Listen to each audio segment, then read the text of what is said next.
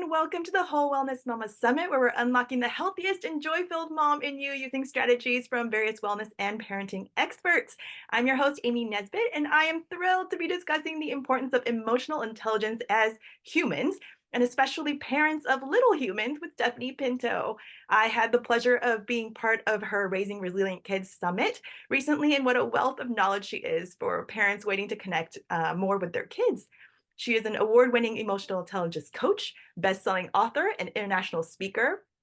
She's also the host of the Emotionally Intelligent Parenting podcast. In essence, she is a busy and amazing mom. So it's so great to have you, Stephanie. Thanks for having me. I'm very, very excited to be here and chat with you about this. Some are meeting you for the first time, even though I am not. I'd love for you to share your quick story about how you came to where you are now. Yes. Okay, let's dive in. So before I was doing what I do now, which is obviously emotionally intelligent parenting, I was actually a pediatric speech pathologist for about 10 years. So I worked with kids and their families and their parents and was obviously helping them all around language communication and things like that. And emotions came into that. But I always felt there was something missing. I kind of felt like an imposter, like I was never quite that good at my job, which is weird.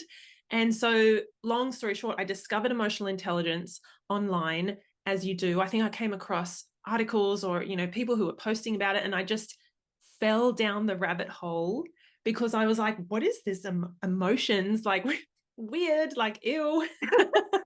We did not talk about emotions as kids. We swept them under the rug. I did not learn how to acknowledge or accept things like frustration and anger, definitely, and anxiety. I shoved them, and that worked for a period of time until it really didn't. And so this concept of emotional intelligence, I thought, oh my God, it began to be a game changer for my family. So my husband and my two kids. And very quickly, I thought, oh my God, like this fits in with what I'm doing. I could bring some of it in. I could maybe help parents with it. Like, why aren't we doing this with kids when they're young in families and making it normal to talk about emotions and to understand how we feel and how we behave and things like that, rather than waiting till we're in our 30s or 40s or older and we're learning about it in our job because we've got some professional development person coming in talking about emotional intelligence. So that's kind of the story in a nutshell. And now I love what I do, and I do feel like it makes a difference. I see it makes a massive difference. With the parents I coach, with the people online who I'm putting my content out to, I will get messages saying, oh my God, I just listened to your podcast, or I saw that story you wrote or something, and it changes what they are doing in their family with their kids. Like little tweaks and changes, as you know, Amy, make a huge difference. So I'm like, yeah. And isn't that the best where you kind of just put it out there and people come back with all sorts of feedback and comments and we're changing lives. That's amazing. Yeah. But yeah, can we start with the term emotional intelligence? Because we've probably all heard at some point in our lives EI, EQ, but let's start with just kind of leveling the playing field so we're all on the same page of what that means. Okay, cool. So emotional intelligence, if I really summarize it into like a handful of words, it's being smart with your emotions. It's obviously a lot deeper than that, but I think about like I was really not smart. I was dumb with my emotions. I had no idea how to handle them. I shoved them down, as I said. And when they came up, I was like, oh, like, no, no, no. I actually, my kind of response to particularly strong emotions like anxiety was my body would faint. It would pass out. It like that extreme. I didn't just avoid and not talk about them, but I would actually go unconscious. So I realized over a long time, oh, I'm very emotionally unintelligent. And that's the name of a chapter in my book that we might talk about at the end, for the one of the gifts. So emotional intelligence is being smart with our emotions, which a lot of us aren't because we were not taught to. But it's also, if I kind of go through a bit of the more long-winded definition or explanation, it's having an awareness of our emotions and those of other people, right? So two-sided, in the moment, So being able to be aware of that in the moment, and then using that information to guide our actions, to make good decisions, and to adjust our behavior in relationships or in interactions.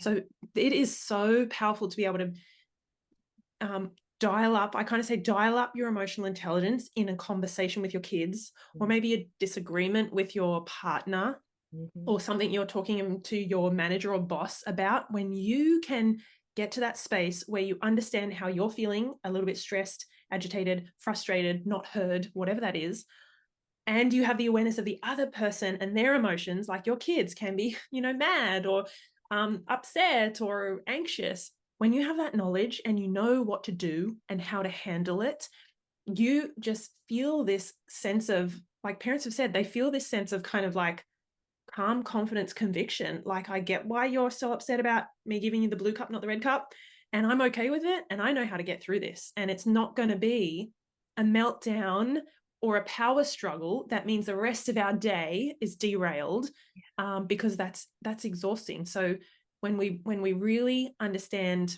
emotional intelligence and honoring our emotions and other people's as well, it's almost like a superpower. Yeah. It genuinely is. So as you can tell, I love it. Yeah. But it does really benefit any relationship that you have, and that's all we're built on, humans. It's relationship and I connection. mean, I feel like we also have so many like terms, right? Like read the room because you need to, read people's emotions, how people are reacting things or whatever it is. And we also like to be around people that also can read how other people are feeling, if people are uncomfortable, if people are, wanting a little something else. Um, People can redirect. And those are the people that we usually want to be around, right? Instead of the people that just go at their own pace, don't realize what anybody else is feeling or thinking. Um, Yeah. Yeah. We so, don't like people like that. We don't realize, but we don't like people who are not emotionally intelligent, because they can be cold, unempathetic, uncaring. They can be, like, we can go as far as saying narcissistic, where it's all about them and their needs are the biggest and greatest. And we feel unseen, unheard, like we don't matter, and like we're not important.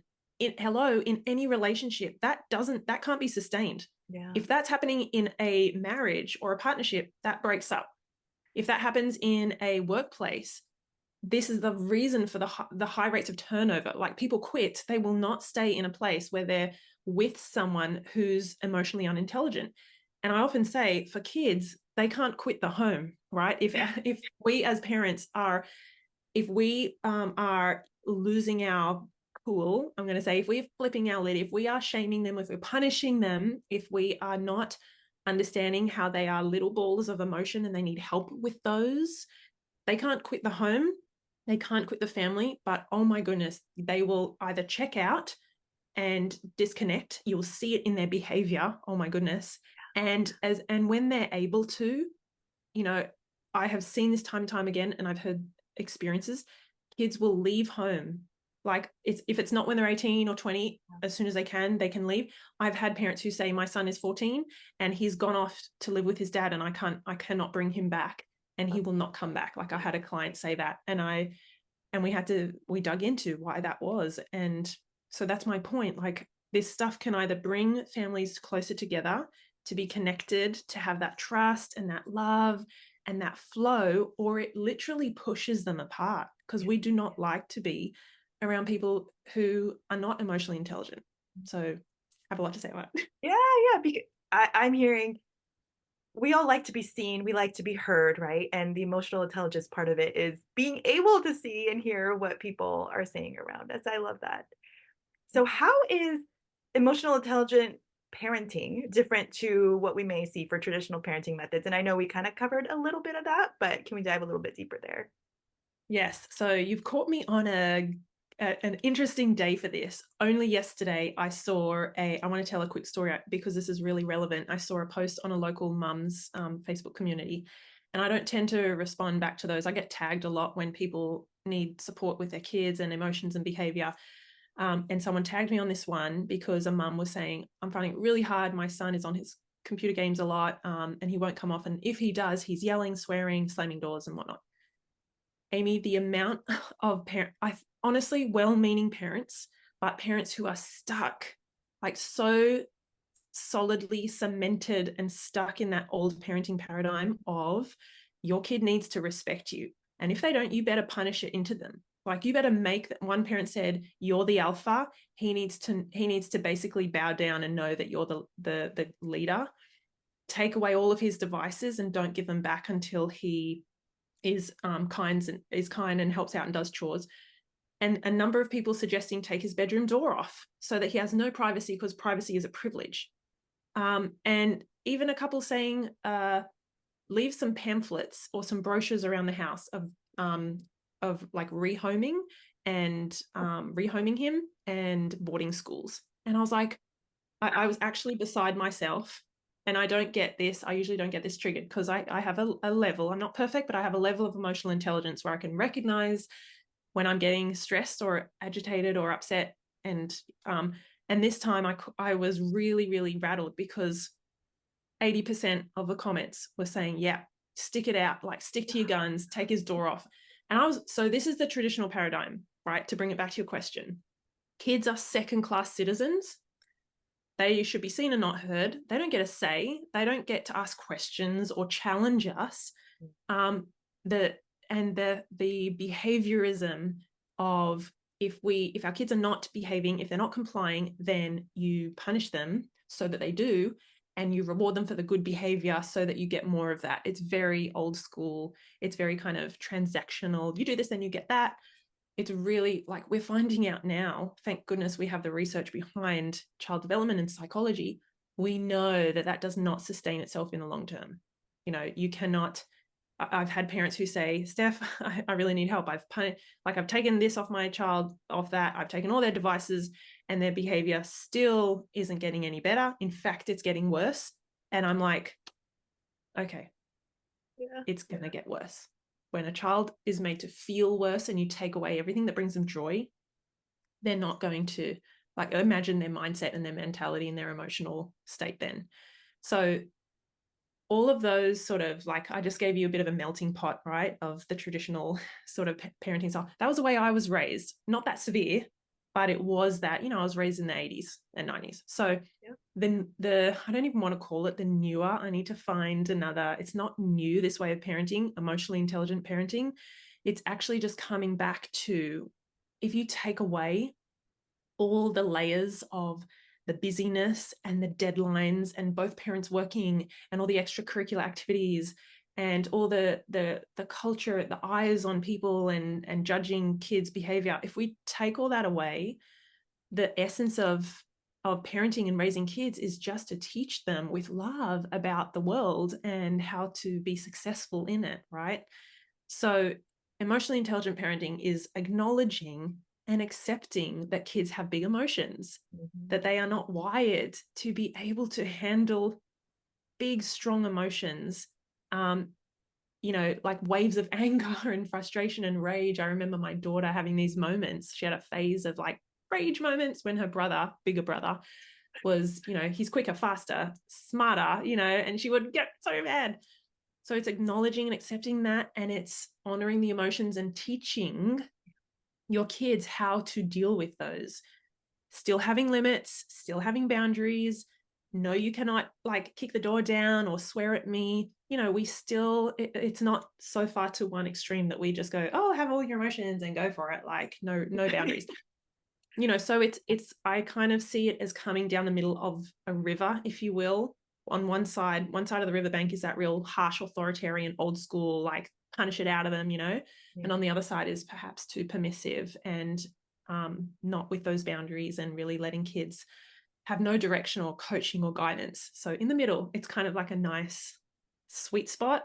It works for so many families. It's working for my family. It's working for so many parents I coach and work with, and so many people on all my platforms and things where I post, and they go, this makes sense. And actually it works. And my kids are listening and they are more cooperative than before. And I'm like, guess what? When our kids and their emotions, which are as true for them as mine are for me, if I honor that in them, when they're going through something that is really tough for them, and I think it's not a big deal, like I'm speaking to their soul and they feel heard and they feel like mom gets it. And like, thank goodness. Now I don't have to explode more because you're not listening. Like, it just decompresses. And Yeah. then we get that ability to connect. So I Yeah. know that was a long answer. Oh, no, no, no. It's just so fascinating because I feel like in a lot of cases we treat our children like children, right? Not like future adults. And that's what we're trying to do is raise future adults that have these skills to cope and to treat people well and to do all these things, right? And we're trying to model that for them. And I mean, obviously, we are not perfect as parents, but if people are like, oh man, I have really screwed this up. I need to kind of get in touch with more of this emotional intelligence parenting. Where can they start?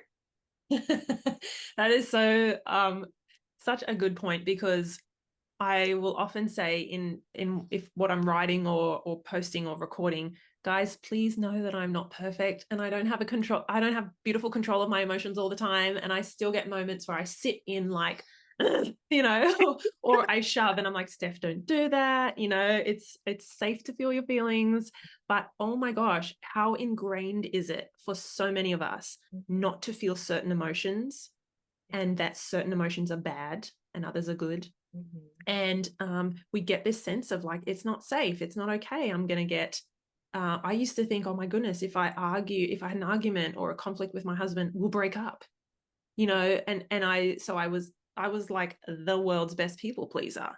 So I know that's going off track, but like No, I hear it's you. I am hard, so it's with you. I'm hard. like, yes, me too. I I have, want to say I'm I don't right want there to with you. stereotype, but I also have the Asian, like, like people Yeah, pleasing gene too. So I I know. get it. I'm So with you.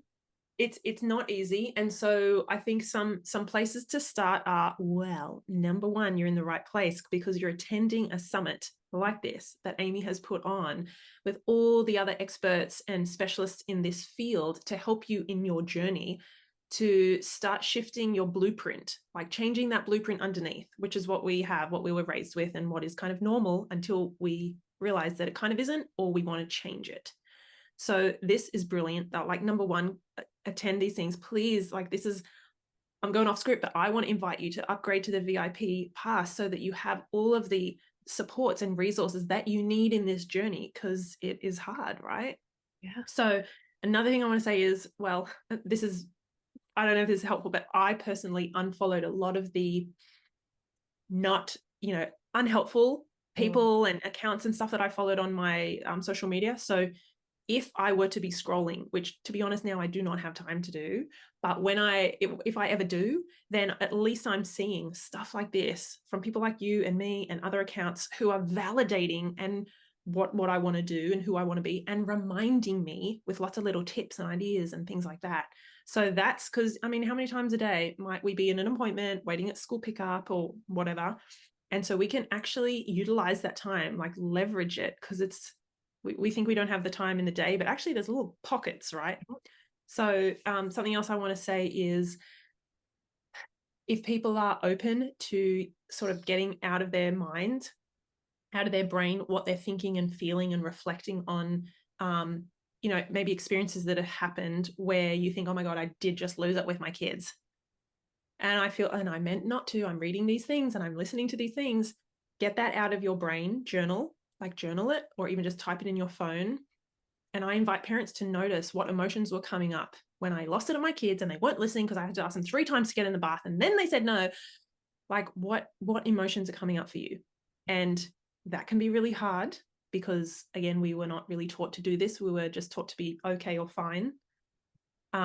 So, I'll talk about at the end my freebie gift, which includes an emotion wheel. So this is something that can start to grow our emotional vocabulary so that we have a robust enough and a nuanced enough vocabulary to be able to express or just acknowledge how we're feeling. Because very often you're not pissed off or angry, but you actually might really be disappointed or feel hurt, or let down or something like that, right? So to help us get underneath some of those surface level emotions, that's something that I really suggest to parents. Just reflect on some of the things, maybe even, how you felt today. List a couple of the emotions and see what comes up. What are you feeling? Do you know why? and then what do you need right now? Like, what can I do about it to calm myself, to let myself go, to let go that guilt, to bring myself some self-compassion. So it's a lot of exploratory work, and it can be helpful if you're in a container or a group or with like-minded people, or if you have a coach. But you can do this stuff on your own. It's definitely doable. So How there's a few often, tips. yeah, do we just allow ourselves to sit and reflect, right?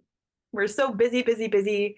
And then we don't want to deal with those emotions, frankly, because they can be messy and you don't want to. But oh, it's so good to just sit and truly, truly just, what do I need? I love that. I love that. Yeah. I also want to come back. I know you had said earlier that we kind of treat our kids in that story that you were giving, right? And saying the authoritarian method of just, I am the parent, you listen to me, all of that. And I remember I was talking to a friend once and we were talking about if someone talked to us the way that sometimes we talk to our kids, we would not like it. So I think that sticks in the back of my mind often of, okay, I know I'm the parent and I'm not letting it be a free for all of they can talk back to me of whatever, but I can come into it with a more, how would I like to be spoken to in these kinds of situations? Because I would definitely be defensive if I, came at it at some of the ways that I have come at it. Yeah. And you know what's really helpful to allow you to do that is that when we understand, so this is something I learned a few years ago and it really stuck with me and makes so much sense. In any situation or interaction, we have kind of almost like three things that happen, or three kind of parts of the process. First, let's say we are in an argument or a discussion with our kids or our partner or something.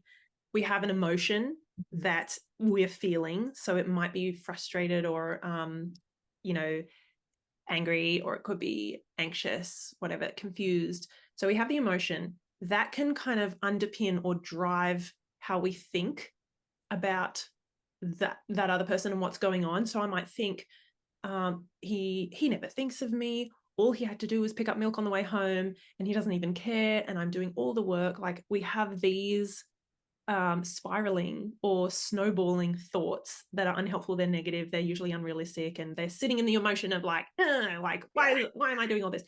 So we have the emotion, then we have the thought that kind of comes with it as well, and that drives our behavior. So how we show up, what we do, what we say. So when I'm sitting in that mood and I'm thinking those things, then I'm snappy and I'm a bit rude and I'm not very kind. I'm kind of judgmental. I make assumptions. And I've done it with my partner, with my husband. I've done it with my kids, where I'm like, well, I've been at work all day, so you can do it on your own. No, I don't have time to help you with your shoes. You know how to do it. Hurry up. So I get like offhand, dismissive, and I'm unhelpful. And then that just bounces, like, it's just this cycle, right? Then my child is feeling like, all I wanted your help with was my shoes, and you've been telling me to do this and that since I got home. And like, it becomes this, sphere of like stress and mess and things like that. So if we can notice when we're feeling that emotion at the start, and we can kind of feel it coming or feel it rising, Mhm. and then check in with that, and then notice, what do I need? What's really going on here? Like, I'm feeling, you know what? It's because I've had a day where everything that could go wrong did go wrong. So I'm not feeling my best self. And I'm going to take time. I'm going to make my coffee, and then I'll help my kids with their Yeah. shoes or their homework or whatever. If we can catch it at the start, then we don't have that like cycle that happens. But yeah, I think you said, we don't take the time to sit in the emotion and to learn from it and what it's telling, like, hear what it's telling us. You know what I mean? So that's hard. I love that story because I think we've all been there, right? We're just like, do you see how busy I am? That's just not helpful. But if I've taken, like, okay, give me 5 minutes, let me finish my thing. I'm in the middle. If I actually reason with them and tell them, of course, I have children that are old enough to listen, right? People with toddlers, obviously, it's not going to work. But um, when I take that few minutes to explain, okay, this is what I need to do, and then I'll help you, I come in a better space and they're in a better space, right? Of, okay, I know what to expect. Mom will be here in however many minutes. And then you just got to follow Yeah. through. But Mhm.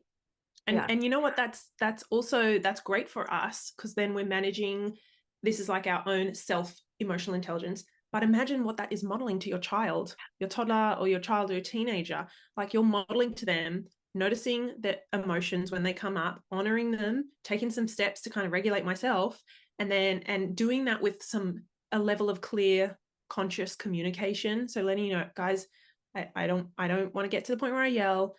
I'm stressed at the moment. Let me take 2 seconds. I'm going to come back to you, and then we'll talk about homework and how we can get it started, okay? Or how we can get it done before dinner, whatever that is. So, like, imagine what that models to the child when someone isn't listening to you and you're getting really frustrated. Pause, take your own little time out, collect yourself, come back with a fresh emotion, energy, mood, whatever you call it, and then collaboratively work together on some solutions. That's respectful, it's fair, it's worlds apart from when someone isn't listening to you, or if they're not doing what you want them to do, you make them suffer, you punish them as with whatever you've got, you take their door off, Yeah. you threaten them with rehoming them and putting them in boarding school to make them bend to your will. I'm like, guys, please, we're not in like the 50s. Or so it's very different. And I know I've said this 2-3 times, it's not the way we were raised, a lot of us. Yeah. So it can take practice before it comes naturally, but oh my goodness, you can do it 1000%. Yeah, Right, you no, can. I wholeheartedly agree.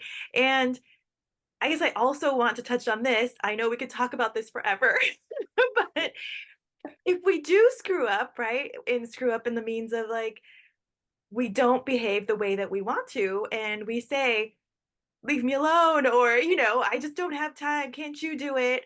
And we blow up sometimes. It's also really helpful to reconcile after that, right? To be able to say, sorry, mom did not behave the way that I wanted to, kind of come back to them and acknowledge that. And so, do you have thoughts on that and how we can come back on that? Yeah. Yes, I do. And I'm glad you brought that up, because this is called the rupture and repair. And so it is really, really valuable to be able to do this and to have I guess, the integrity and the humility. I was not raised Yeah. with my parents apologizing to me. So it felt icky, and it felt really embarrassing. And I was really good at sweeping it under the rug, because of also when my kids were younger, they're almost 7 and 10 now. So when they were younger, they're so in the present moment. They will forget about it and they'll be on with the next activity. And it actually takes this, I say, emotionally intelligent parenting takes a level of self-discipline that a lot of us don't maybe yet have, or can't, or we're not there yet, and that's okay. But it takes this self-discipline when we are intentional and we want to do it, to be able to revisit and say, hey honey, in the kitchen at lunchtime when I got really frustrated and I said, I don't care, that was on me. I lost it. I lost my cool. And I know I said, you're not listening, and I blamed you. I'm sorry. I'm responsible for my emotions, and I'm going to try not to get to that point. I'm going to try not to yell. It's really hard. I don't want you taking that on. That's not on you. And next time, if you don't know what you want for lunch, remind me to like give you some options. Or if I'm raising my voice, tell me, Mom, your voice is getting loud again. Like, you can do that.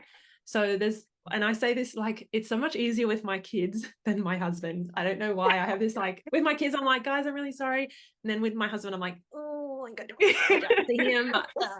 Like, do I have to? I don't know I why. love your authenticity.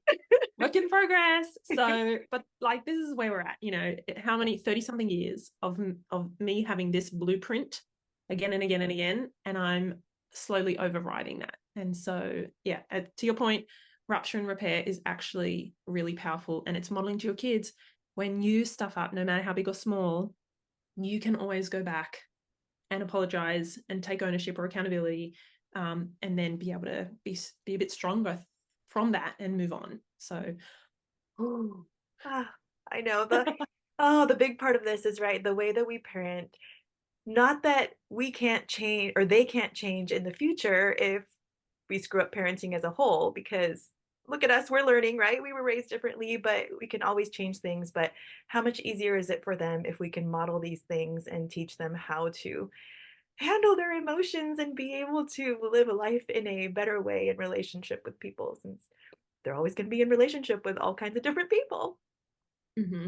Yeah. This is a great segue into how we like to always end by giving people a quick challenge or action that they can do today to start making some of these changes that we've talked about. And then they can post questions, let us know how it went.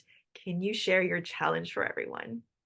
Yes, I can, but I don't want this to end. I'm like, no, can we just let's just do another half hour. No one will I know. love it. Let's just keep going. Everyone will be Go like, to for wow, round what's two. that? How long is this session? Oh my God. So yes, my challenge is I kind of mentioned a little bit about our emotional vocabulary.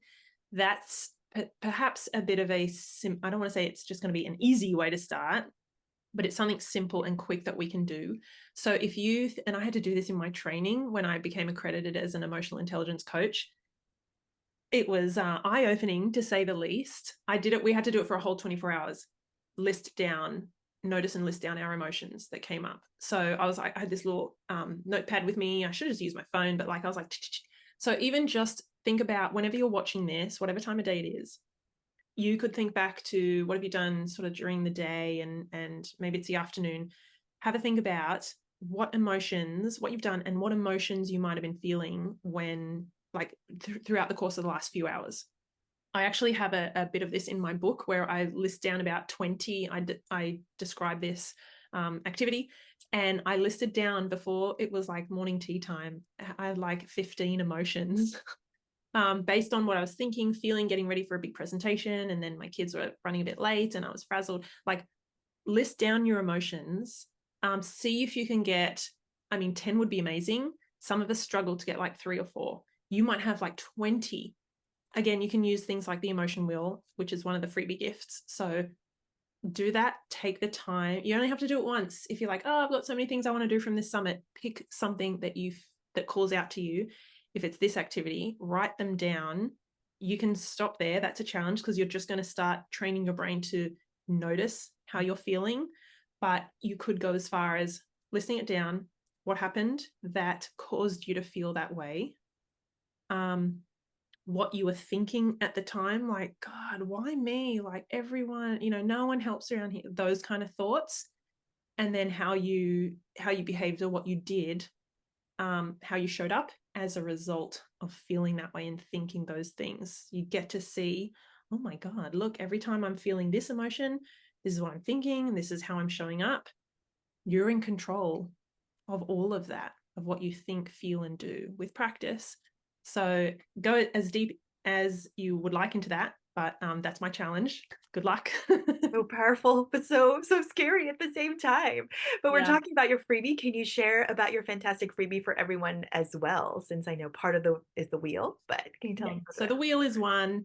And then the other part is my parent guide called 3 Steps from Chaos to Connection. And that's all around, it's more than it's 3 steps and then 3 within each of those. So there's lots of little steps and ideas on how to bring emotional intelligence into your home, into your parenting. So I love that bundle.